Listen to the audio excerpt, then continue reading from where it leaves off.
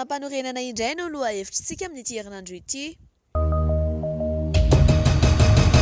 Hainao ve hoe inona ny atao hoe lalàmpanorenana? Salama daholo nareo a. Tsika zany dia tratran'ny fanontaniana hoe inona ny atao hoe lalàmpanorenana. Dia nazavaiko an'izay hoe lalàmpanorenana izay zany dia misy teny roa ilay izy, ray lalàna dia ray fanorenana. Raha amorona fanjakana zany ianao a dia tsy maintsy mila lalàna ilay izy satria manjary sao dia angalatra harem-bahoaka. Dia izay zany no fanazavako anazy e. Sady ny lalàna fehezan'ny fanorenana dia fanorenana fehezan'ny lalàna. Izay ilay izy izay azonao iazy. Tompoko, ny atao hoe lalàmpanorenana dia lalàna anatiny mifehy firenena iray. Ny atao hoe lalàmpanorenana dia lalàna iray fampifehezana ao anatin'ny firenena anankiray.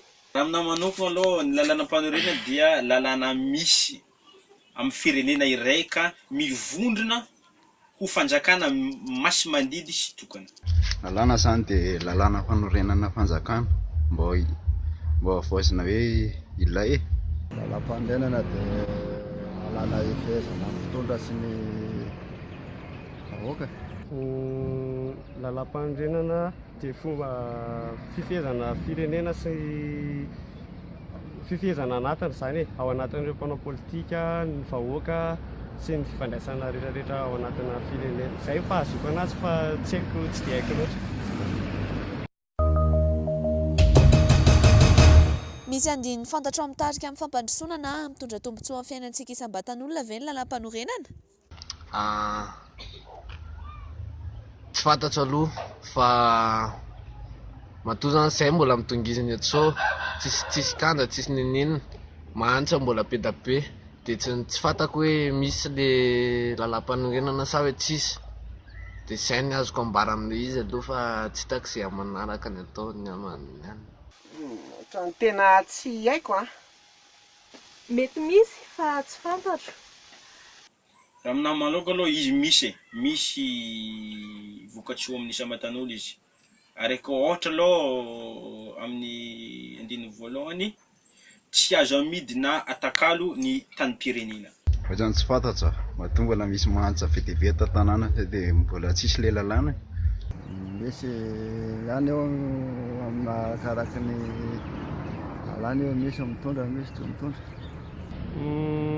Amiko manokana aloha tokony hampitondra ilay izy zany fa mbola betsaka ny olana tsy haiko ao anatina communication ve sa tsy haiko ohatrohatr'izany fa tokony hampivoatra ilay izy. Fantatrao ve ny andininy voalohany amin'ny lalàmpanorenana Malagasy? Mba lazao raha fantatrao. Andininy voalohany lalàmpanorenana ve? Ohatrany zany ve tsy le ina moa izy teo? Tsy le hoe tsy azo amidy ny tany sa hoe tsy haiko. Nefa amin'izao ary hoe alain'ny sinoa sy ny karana daholo ny tantsika.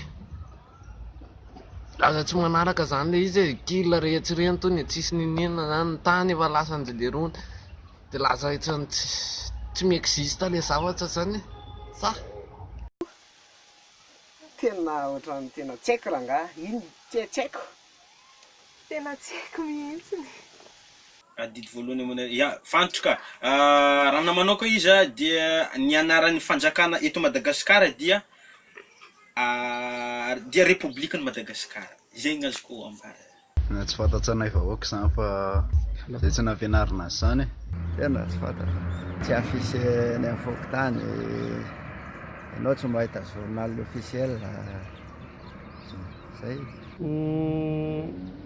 Araka ilay teniko teo hoe tsy mbola mety hoe tsy ampy ilay communication na ohatrohatr'izany.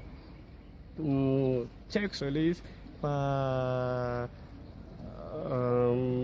tsy haiko. Tamin'ny voalohany ihany ilay izy ohatran'ny nandalo teo amin'ny maso tamin'ny sofina dia tsy tadidy fa lozan-drivotra eny.